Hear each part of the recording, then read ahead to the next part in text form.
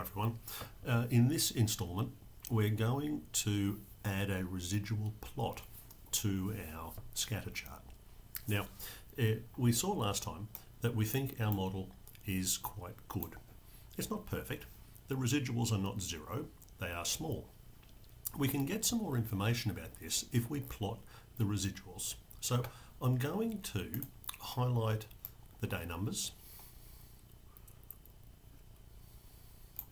Then I'll go back up, and if I press the Control key while highlighting the residuals, now these are not squared ones, these are the actual residuals, some positives and some negatives.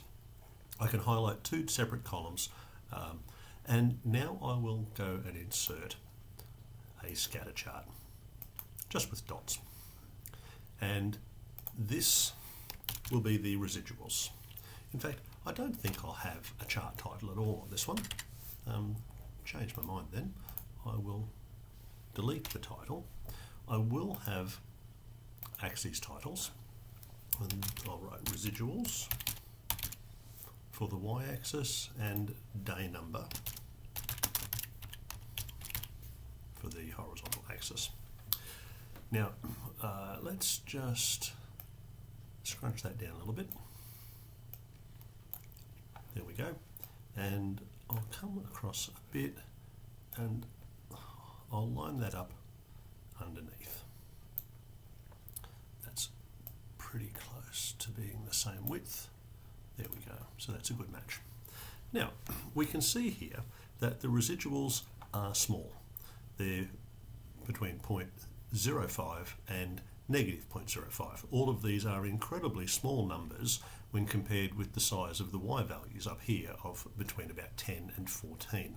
So the residuals are small. Unfortunately, the residuals are not random. If this model were the best model, it's a good model, but if it were the best model, the only reason residuals would appear would be for random uncertainties, things like rounding off errors. Now, there's definitely not random. There is a pattern going on here. These residuals seem to be cycling themselves up and down a few times. That's indicative of the fact that there's something else going on. Now, we never would have noticed that cyclic pattern of residuals if we had just looked at the original scatter chart, because the data points are so close to the actual orange line that represents our model, we wouldn't have noticed any difference. In fact, when we first did that, we said, what a great job that was doing of modelling. The residual plot is a very sensitive way of examining the quality of your model. Now, what does this tell me? It tells me the model is not perfect. It's good. It doesn't say that I should throw this model out. What it really suggests to me when I have some sort of cyclic pattern going on in the residuals is that there is another subtle effect at play that we haven't yet captured with our formula. Our formula that we used was a sine function with 4 parameters A, B, C and D. It seems like there is something else going on. It's a very small effect. These residuals are tiny, but they are certainly not random. If they were random, we'd just see them scattered all over the place here, not following this up and down zigzag pattern. So it gives me more information to talk about the quality of my model. Is my model still good? Yes, because the squared residual sum is still very, very small. It's still good because it's a good match to the original raw data. This is a very small effect, but it's definitely an effect because there is a pattern going on with these residuals.